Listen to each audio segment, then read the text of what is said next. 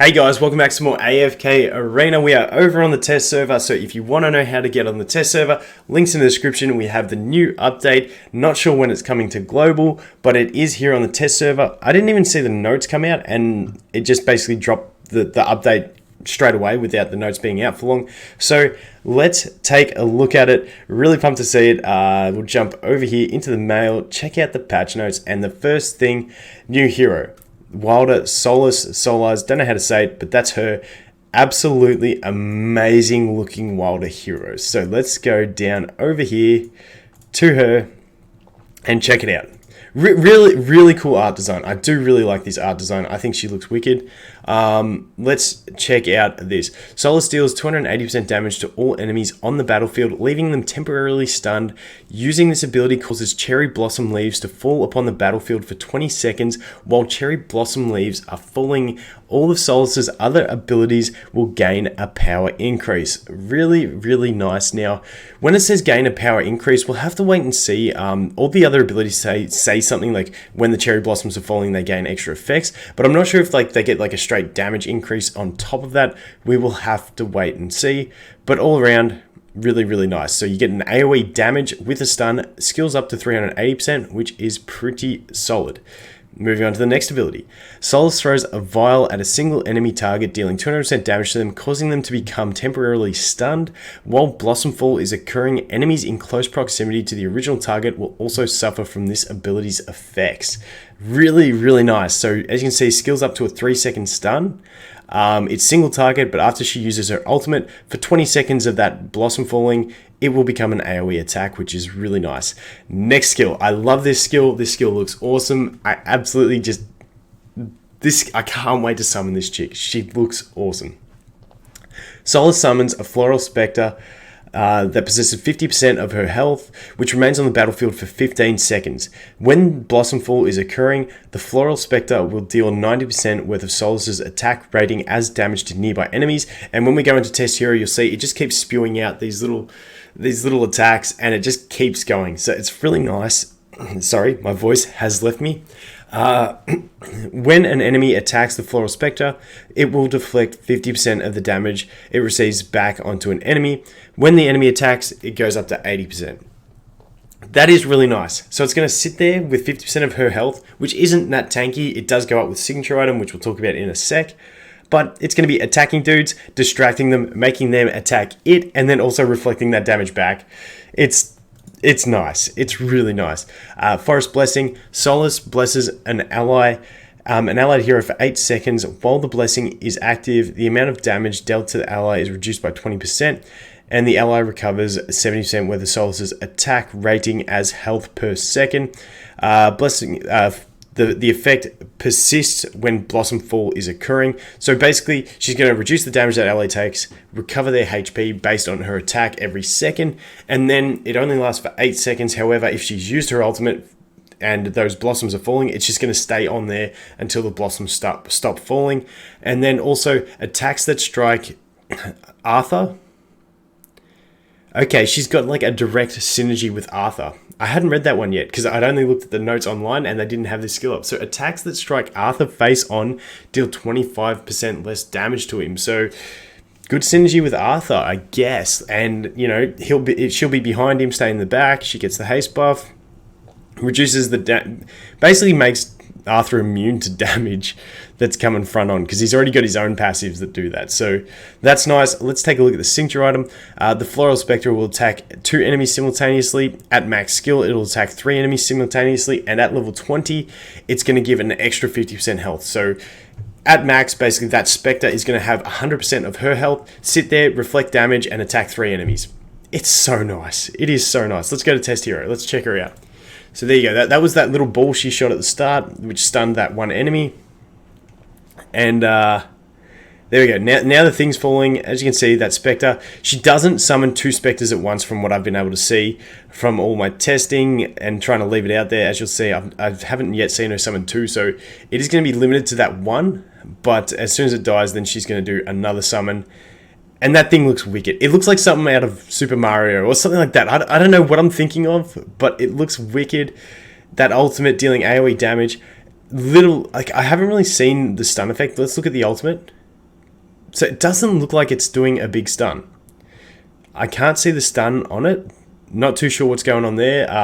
Says it stuns, but I have to wait and see. But that ball that she shoots is doing the stun, so nice. I can't wait for this chick. I reckon she's going to be awesome. Definitely going to put her on the wish list. Like, she's an all-rounder. She's got the damage, she's got the CC, she's got the distraction, and she's got the healing and damage mitigation for one of your allies. She's like the full combo. She's like, I think she's going to be amazing. So that is Solise. We'll do more testing on her. We'll do some summons for her and all that stuff in the next couple of days on this test server, because I got some summons, but we will wait and see. I'll try and get her in the labyrinth and do a playthrough with her, but we have other notes to go through first. So next one, new unions. Let's go check out the unions. So if we go to the library, go to the unions, scroll down. Let's see. I haven't actually checked this yet because I wanted to wait and see. Gwyneth and Hendrik, what are we getting? HP, attack, crit, and accuracy. That's nice. I do like the accuracy down there, just because if you pair her with Leica, that accuracy is also going to help with Leica's signature item buffing. Attack 15 and 5%, that's awesome. And crit, like, oh, this is so good. This is so good for Gwyneth. I absolutely love it. That is awesome. Okay, nice. We also have Titans of Time, which is going to be Zolrath and Orthros. The good thing about this is they didn't go ahead and make like Taylene and Mihira, like two that are already overpowered. They went with the two weaker Celestial Hypergenes, and I really think that's a good idea. I feel like that works really well. What do they get? They get attack, they get HP, accuracy, more HP again, attack, HP, and attack. So just buffing all those base stats basically there. So not too bad for them too, but a lot of people won't be using them. Maybe this might entice the whales at endgame to start using these guys. I've always been intrigued by Zolrath, making him your main hero and getting that time to go back. And obviously Orthros, I really do like that energy reduction thing he does. It's nice. So be interesting to see where the endgame players take those two, if that's going to be enough to shift them into the field of play or not. But let's check out the rest of the patch notes. So, new Voyage of Wonders, we'll cover that when it does come, and we'll get through that. Once again, these dates are not when it's coming to global. This is just for the test server. That's coming out on the 13th of the 2nd. So I don't know. We're normally about a week after. So we'll wait and see. Added new heroes in the Challenger store. So this one for me is not that great. For some people, they'll really enjoy this. For me, Belinda and Tandra, Iron, and Baden being in the Challenger store doesn't change my mind that the only two I want to buy are going to be Athalia and Aziz. They're the harder ones to get. Yes, they cost more, but when you're looking long term, you're going to be able to summon these guys eventually. You're going to have a lot more trouble summoning Athalia and Aziz, so they're the only ones I'll ever really go for in this store. So, but for some people, if you're not stressed about those guys and you just want to play with one of these guys and, you're one copy away, go nuts. That's grats. Like, that's awesome. But, like I said, for me, I'm still going to stick to these two. I was really hoping for like a Zolrath or something like that in here, but hey, more heroes is more heroes. So cannot complain about that. Let's keep going down here.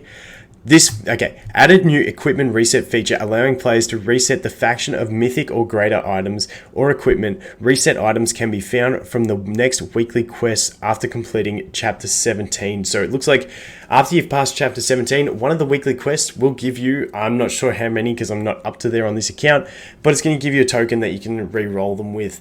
Really like this feature. Props to AFK Arena on what they're doing here, because they had said in a developer notes, I think about 4 months ago, that it's the end game gear, then it's supposed to be RNG and all that type of jazz, and then I think the players really wanted it, so they changed their vision and added it in. So props to them. We get to re-roll, because man, me buying helmets for Lightbearers, those plate helmets for Gwyneth, it's getting old. It's getting real old. So hopefully we can get that.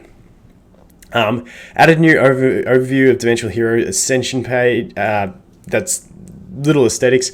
When placing heroes you want to ascend in the Temple of Ascension, the game will now automatically help you allocate lower quality heroes required for the Ascension. Cool beans.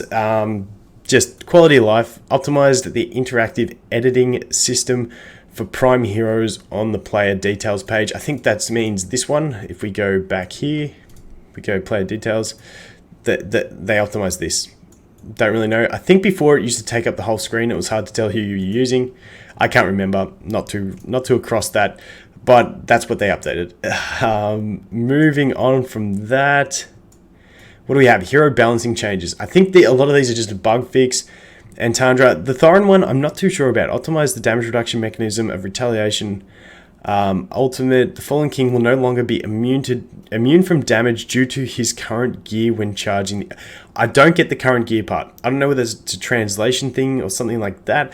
But if you guys do know what that's referring to, leave it in the comments. If someone gets it and it makes sense, I'll pin the comment so everyone can go down there and see. I don't think it's a big thing, but yeah, that's that. A shorter bug where it messes with the character's gravity. I have seen that where they go too far up on the screen and get stuck there. I have seen that before. Rosaline fixed a bug. Basically, Rosaline's not going to follow summoned allies anymore, which is good.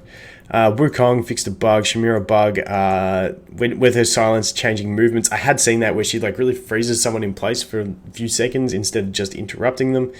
So that's fixed. Almost a fix. Kaz a fix. And that is going to be it for the notes. So, like I said, we'll do some more stuff on Solise and stuff like that. So try and get her, test her, and have a play with her. But that is going to be it for this one. That is the patch notes. Really cool. Not sure when it's coming to global. Once again, link in the description of how to get onto the test server, because that's the common question. But thanks for watching, guys, and I'll look forward to seeing you in the next one. Cheers.